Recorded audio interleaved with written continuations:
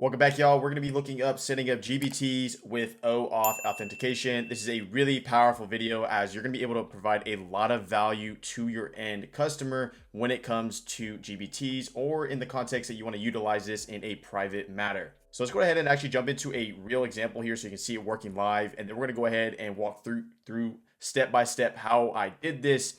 I will say super ironic, but when I was making the API tutorial comparative to this one was a lot easier. So OAuth is really easy setup. There's a little bit of errors here and there that I'm going to go ahead and clarify.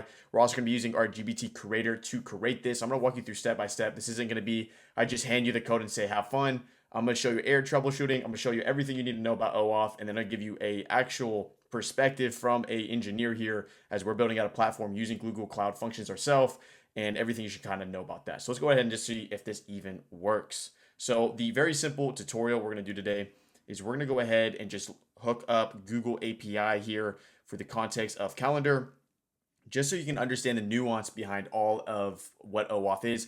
For you to understand what OAuth is, just as a base level, OAuth gives us the ability to access data from consumers. What this means is that if a consumer has a Gmail account and they go through a process like this, we're going to be able to access the data found in their Gmail account, such as maybe sending an email for them or receiving an email. So in this context, we are accessing the underlying data associated with the user's calendar. So I'm gonna hit allow here, and this actually shouldn't work because I actually removed authentication, or which you'll learn a little bit later. See, this shouldn't work. So I'm gonna go ahead and re-access or re-establish connection with this provider. So to do this, I'm gonna go ahead and just try, okay, can we go ahead and authenticate again with this API? Because I tried this earlier just to test before this video to make sure it works. So I've kind of already removed it in my security measure. This will all make more sense as we get into this video, but we should be able to get a link here. Okay, so I got it working. Basically, I just learned something new here. I got to basically train the GPT in order to request authentication again when a user doesn't have it. So I'm going to go ahead and list this again because I basically authenticated before, then I removed it manually. And then obviously to showcase this working, I went ahead and provided this little setup here. This will all make more sense as we jump in more in here. But basically what we're going to do from here is we're going to sign in with our Google account. I'm not going to show my email, but I'll show you the scopes being requested just because I have other emails that are personal. So I'm going to click this though.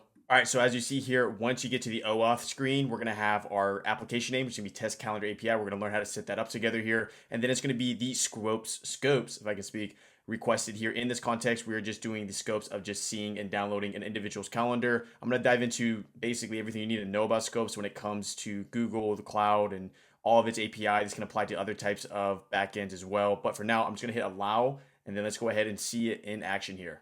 Once we come back, you're going to see that green little notification here telling us we have successfully authorized OAuth here. And we can go and proceed here. So what you'll notice here is that there seems to be a glitch with OpenAI and OAuth right now where it's asking me to do it again, but you don't need to do it again. I believe they'll probably fix this. Let me know in the comments if you found a solution to kind of troubleshoot that. But for now, though, it still works. We're going to go ahead and just say, come down here to our chatbot. Can you list our calendars? Question mark, and then I'm going to hit the send message here. And as you see here, it'll be able to access your API and list it out. I believe it's going to ask me to allow it to do this function first, but this is very powerful in the context of GPTs. This is going to show you a lot of value if you really want to make a GPT that a lot of people are going to use, as now we're going to be able to access softwares outside of the context of the OpenAI ecosystem and start leveraging the data there. Go ahead and hit allow here. It's going to talk to the API here. It's going to talk to specifically our data here, and you're about to see the calendar that we have here at WebCafe AI as we see this output. Perfect. It works. We're going to be good to go here. It's going to give the relevant information. The context of this API was purely to be a read-only API, so therefore we're not going to do any actions, but you can obviously do actions with whatever API you plan on doing. But as you see here, it works and it's good to go. One side note, if this seemed a little jumpy, it's because I jumped back into this recording a couple hours later as I got kicked out of GPT again because of overusage. So if you want to be, on the get-go of what I'm doing here on this channel, you can go and follow me on Twitter. Let's go and jump back over to building out this together. We're going to learn everything we need to know for OAuth. You're going to learn, everything that's encompassed with building out a GPT that's integrated with API.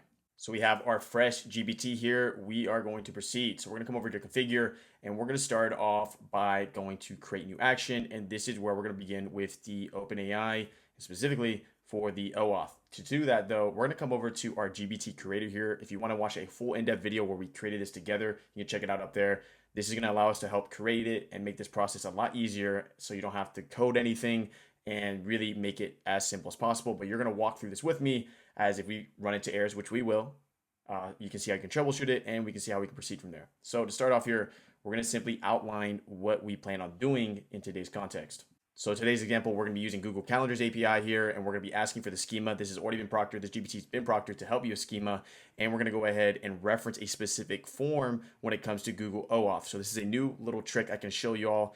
Basically, if you keep running into errors and you get a little bit frustrated, a way we can really make sure we narrow down errors is utilizing OpenAI's coding forms. So if I grab that link right there and I go to this form real quick, what you'll notice is that this entire form is dedicated towards the idea of, OAuth and issues you run into OAuth. But as you'll see, if you keep scrolling down here, we get possible solutions to help. So what I like to do in the context, if you're doing something complex, is get data like this and load it into the GPT so we can reference it and it doesn't make the same problems that maybe other people are facing. So I'm gonna hit enter here and let's go and begin here. So we're gonna walk through this together. You're gonna learn everything you need to know here. And we should be getting a schema meant for the Google Calendar. Here we go. We're gonna need the relevant JSON for this specific function we're doing with this OAuth. If you get anything that references comments like these slashes, make sure to delete them as it is not permitted in schema. As you'll see, this is gonna result in an error when we paste it over. But for now, we're gonna go ahead and start off with this. So I'm gonna walk through step by step so we can just do the error troubleshooting together. So I'm gonna go ahead and come back over here. I'm gonna go ahead and paste in here. And as you see, we'll get an error here. So it says, could not parse valid OpenAI spec. That has to do with the associated slashes here. So I'm gonna delete this. I'm gonna delete this. And these slashes are just giving you reference of what's occurring in the code here. I'm gonna delete this. And as you see, we have another error here. It says in component section, schema subsection is not an object. I'm gonna copy the error. And then I'm gonna come back over here. I'm gonna say, okay, great. Please add the relevant information to solve this error. Use semicolon here. I'm gonna paste in the error here, and then it should provide the relevant request that we need to do for the schema to operate in this context. So as it generates here, I'm actually gonna pause it real quick because I wanna do a specific event. So in today's video, we're gonna do a read-only scope. Scope in this context is basically the permissions we have when we have access to the user's app. So for me, I'm gonna do the scope of just listing calendars. We're gonna say list calendars is the action we want to do. This will make more sense. You're gonna be able to find out more about API documentation when you go over to Google Cloud. Also, you can even proctor GPT to ask what is all possible with Calendar API, YouTube API, Gmail API, or whatever API you plan on integrating in this software. You could do Spotify, whatever it may be. Perfect. So now that we have this and we specify the specific event here, I'm going to come back over to GPT here. I'm going to paste it in here and we're going to go ahead and make sure we remove these slashes again. You can also tell ChatGPT to stop giving you slashes, but this should be sufficient for what we're trying to do here. And as you see here, so far so good. We have the event above me, and let me go ahead and move myself over here real quick. So we have the event above me and we can go ahead and proceed with the OAuth part. Okay, so as you see here, the OAuth is going to require a lot of information from us. So to start off here, we're going to simply go to Google Cloud. Google Cloud is what's going to allow us to get access to this. I'm going to explain a lot of the intricacies here, but simply go to console or sign up. And as you see here, you get access to $300 of free credit. But on top of that, when you're doing this in a developer context, it typically costs like no money because you're going to see there's developer quotas. And I'll explain more of that when we jump into here, but start off by creating a Google Cloud account. So once you have created your Google Cloud account, I'm going to go ahead and make sure I delete this project. So basically the client ID and the client secrets you see here aren't going to be usable. But from here, we're just going to go ahead and name our project. So this is going to be how you see it on your backend. I'm going to say GPT for calendar. And then you would, during setup, have set it up your organization and location. And from here, I'm just going to hit create. Once you have created your project here, as you see, you'll be able to select it right up here. We're going to go ahead and activate our calendar API. So I'm going to go to API and services. Once in API and services, this is the entire suite of Google Cloud or just Google and all the different APIs we have access to. As you'll see, there is a ton of different stuff you can do when leveraging Google's entire software infrastructure. But for now, our personal tutorial here, and you can also search up here, is going to be for Google Calendar. So I believe I just saw it right here. So I'm going to go ahead and click Google Calendar API here. Then I'm going to hit enable. This is going to allow us to get a secret key, a client key, everything associated with the infrastructure from Google Cloud. and we're gonna go ahead and enable here. Once we have enabled it, we're gonna have to set up some stuff here. So we're gonna come up here and we're gonna say create credentials. And when we hit create credentials, we're gonna fail to load. So let me go ahead and try this again. Okay, perfect. So I just had to back out, come back in. All right, so here's a couple of things we need to understand here. So for the API, we're gonna do the Google Calendar API here for what data we'll be accessing. So we're gonna be accessing the user's data, right? So we're gonna get the consent form, all of that information, whatever the user gives the yay okay, that's the calendar we're accessing here. From here, we're gonna hit next. Now we're going to go ahead and name the app. So this is how the app was in the front facing. As you saw in the beginning of this tutorial, we called it Test Calendar API, I believe. For this one, we'll call it GPT Calendar. And then we're going to choose our user support email. So this is going to be whatever email is associated with your account. So here's going to be our corporate account here. You can add a logo if you choose to do so. For now, just go ahead and add your email again here. The same one you can for the support, you can add here. Perfect. I'm going to go ahead and save, continue here. So then the next question here is scopes. So scopes in this context is what kind of data are we getting access to? Here is some important information you need to understand. First thing you need to understand is that there is different severities when it comes to scopes. Scopes are you going to be able to create an event so I'm going to speak in the context of Calendar API. Are you going to be able to create an event in Calendar? That's going to be a higher threshold when it comes to the amount of data you access. Are you only going to be able to read the events in Calendar? That's going to be a lower threshold. So typically actions that require, or typically actions that give you the ability to delete, post, and kind of more manipulate the data are going to be higher severity when it comes to threshold for security reasons. Actions that are more read-only and getting information are less severity. So when I use the term severity in this context, I'm referring to that in production, you're going to have to go through an authentication process where Google is going to look at your app, confirm that it's A-OK, and then give you the green light to use their API at scale. That sounds like a lot, but the process is pretty clear. You can use ChatGPT to help you. For today's video, though, we'll continue with just the scopes. And the scope we're going to deal with today is going to be simply a scope that allows us to read the individual's calendar. As you see here, we have a ton of different scopes with the front-facing description. For us, we're just going to do the read-only. As you see here, read-only. I'm going to click this and see and download any calendar you access using your Google Calendar. I'm going to hit click here. I'm going to update, and there we go. So we have our scope. As you see here, there is different types of scopes, right? So you have your non-sensitive scopes, your sensitive scopes, and your restricted scopes. All have their different levels of security and stuff associated with it when it comes to actually doing it at scale. From here, though, we're going to go ahead and choose our application type. Since we're going to be using ChatGPT and its backend, we're going to use web application here. And the name of the application is going to be in the backend here. So we're going to go ahead and just call it GPT Find My Event.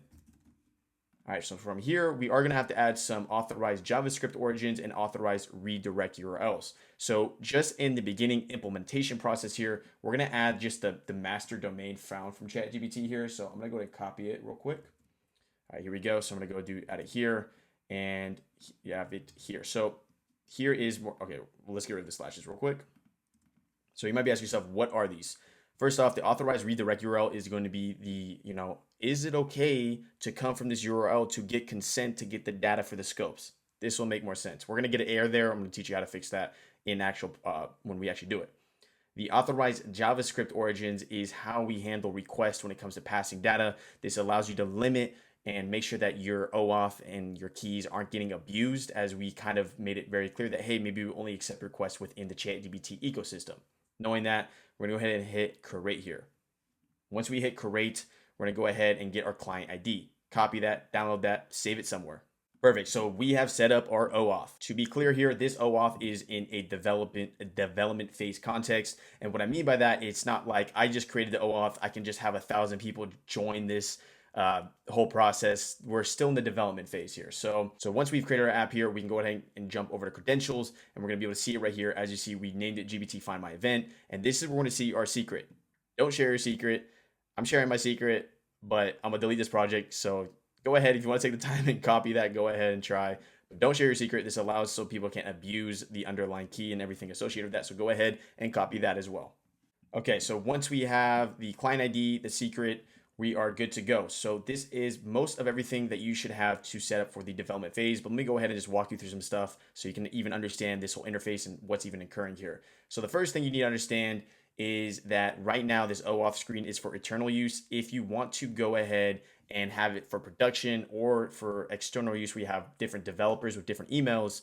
This is how you'd go into testing here. So I would hit confirm, And this would prompt me to have test users. Test users is where you would put the emails of people that you want to test to use your app. So it's still internal and it's not at production level. Now, if you want to go to production level, that's going to require an entire review process that is very lengthy, 4 to 6 weeks long, or it could be done. It could be done shorter. It could be done longer. Whatever it may be, it is more lengthy. That's just Google's way of confirming that. Okay, are you a legit operator here? Are you going to abuse their systems and stuff of this nature? The next thing you should understand here is that in your enabled API services, this is where we're going to be able to see how much usage is going towards that API. So if I come over to Google Calendar API here, you will see that we have no usage here because we haven't called it yet, but you'll see what it looks like when we do call it. On top of that, what you'll notice here is a thing called quotas. Quotas is how they limit your ability to call upon this API, e.g. their way of ensuring that you don't abuse your systems and you have 1,000 people jump on this internal app and just send a bunch of requests. So we are limited at 10,000, which is enough for a developer to deal with. So now that we have everything set up here, let's go ahead and jump back over to ChatGPT and set up our OAuth, which is right above me. And I will move over here. Okay, here we go. So let's paste in our client ID that we got earlier. Boom. Let's paste in our secret. Boom. And let's get some relevant information for the authorization URL, token URL, and scope. So your scope is going to be what you enabled in the app creation process that you saw in Google Cloud. That's going to be not that. Let me go and copy it over here. That's going to be the exact URL that we have. And if it's going to let me copy it, that was the read-only scope here. If not, you're going to want to add additional scopes if you're doing more than one scope here. But here is our scope. So we got a read-only scope here. For the authorization and token URL, that's going to be dependent on your API and whatever API backend you're using. Ask ChatGPT. It should be able to help you. Plus, you can just search it on Google. So for Google, the way they do OAuth is structured in this kind of URL here. As I said before, ask ChatGPT to help you out in this context. It'll be able to give you directly the type of URL you're looking for, or you can just search it online. So this is our standardized authorization URL here and our token URL. And we're going to do the final token exchange method of basic authorization header. I'm going to hit save. Okay, so we should be good to go here, but we got to go ahead and proctor our ChatGPT a little. So I'm going to go ahead and copy this. I'm going to jump back over here in the middle. And we're going to go ahead and proceed with creating a specific use case for our GPT. So we're going to say your use case is to find the user's calendar using, and then you're going to put the action's name, the operation ID that we did in the configuration here. And then on top of that, we're going to have to actually proctor it to do one other thing here before we test it in the front end. It's going to have an error in the front end. I left it there on purpose so that when you're dealing with documentation, you know how to troubleshoot it. All right, so we're going to go ahead and say yes to calendars. Yes, good name, and give me a funny profile image. Let's leave it at that. Let's go ahead and let that generate. Okay, so that looks really crazy, but we'll let it slide. As you see here, we have everything fleshed out to what we want. It didn't say the name here, so I'm just going to put GPT find my calendar. Perfect. So from here, we're going to go ahead. Everything else can be fine. As you see here, you're going to really get a nice callback URL here. And I'm going to go ahead and hit save here. I'm going to do it for only myself. If you wanted to do it publicly, you would have to provide a privacy URL. We're jumped over here. This isn't going to work. I know it's not going to work, but let's go ahead and just see, how we troubleshoot that. So I'm going to go ahead and say, can you list my calendar? And I'm just going to be right in the way. So let me go and move myself over here. Can you list my calendar? And then we should get prompted here to authenticate our API. All right, so we're gonna go ahead and hit sign in with Google API here. And as you see here, we're gonna get this error. So it's gonna be access blocked. This app's request is invalidated. So that was the URI that we set up in the original setup here. But to find out what your URI is, you're gonna hit error details here. And we're gonna simply copy the URL that it says to copy. So we're gonna go ahead and copy this right here. I'm gonna Command C this. I'm gonna jump back over to Google Cloud, not that one, this one. I'm going to go to my credentials here. I'm going to go to GPT, find my event. This is your app here. This is going to add it to URI here. I'm going to Command V, and I'm going to go ahead and hit save. So this is going to allow us to do authentication requests from GPT's front end, and therefore allow our app to work in this context. One thing I want to note though is do take into account that it does take a couple minutes for it to activate. So if you do this right away and then try to test it and it doesn't work, give it a couple of minutes. It sometimes takes a little time for it to realize that this is a valid redirect URL. All right, so I waited like 2 minutes. Let's go and check it out here. We're gonna say, can you give, one other thing I gotta show y'all, which is really, really important. Not that, that's still important. jump back over to the editor real quick. All right, so what's really important in the context of OAuth is sometimes individuals could revoke authentication. Therefore, it could run into issues if they want to re-authenticate in the future. So we're going to make sure and say this. If a user is not authenticated, make sure to present them with the OAuth consent screen. So let me go ahead and move myself over here so you can see what I'm doing here.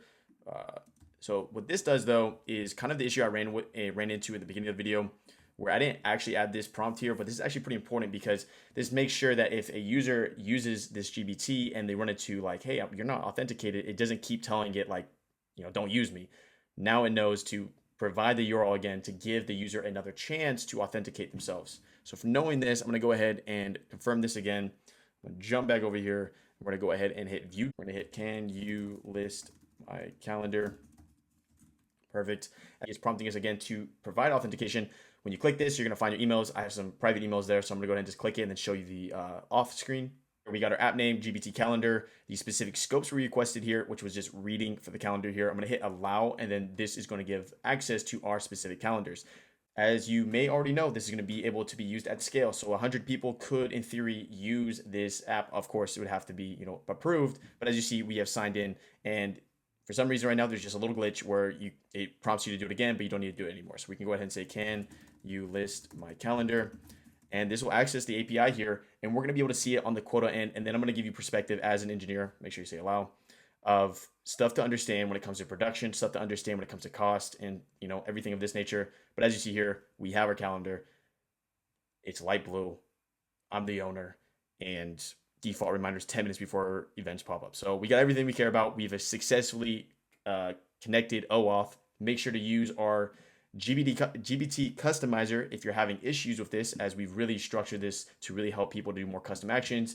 And now let's go ahead and jump into everything we need to understand about Google Cloud, which can be applied to AWS or whatever backend you plan on using or whatever API structure you're using. Typically, a lot of these have similar structuring when it comes to pricing and quota usage. We have a little bit of usage right there. Our first customer. Nah, I'm joking. But as you come over here, we have a quota. It doesn't show. It's so small, it doesn't even go up to 1%. But keep in mind, the way this works is that once you reach a quota in the day, you can't access the API anymore. Therefore, you will run into errors if this basically says 100%. Another thing to keep in mind is that cloud usage and stuff of this nature when it comes to API is very cost effective. You can do a lot of operations for pennies on the dollar. On top of that, if you are familiar with backends that we usually typically host these kind of functions on, past GPT would be like Firebase and Firebase Cloud Functions. This is kind of where you do it on more of a private sector and a private app that you developed on your backend.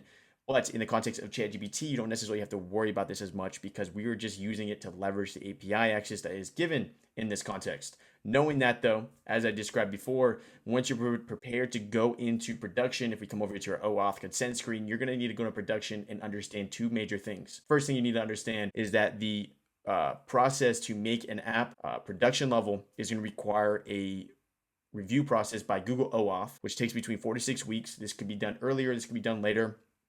Big indicator on whether or how fast this whole process is expedited is dependent on what kind of scopes you request. E.g., if you start requesting a lot of restrictive scopes that can manipulate the end user's data at a high level, you're going to deal with a longer process comparative to requesting very low sensitive or not really high restrictive scopes, right? Like if I'm just gonna get access and read your calendar, I'm probably gonna get accepted and verified pretty quick.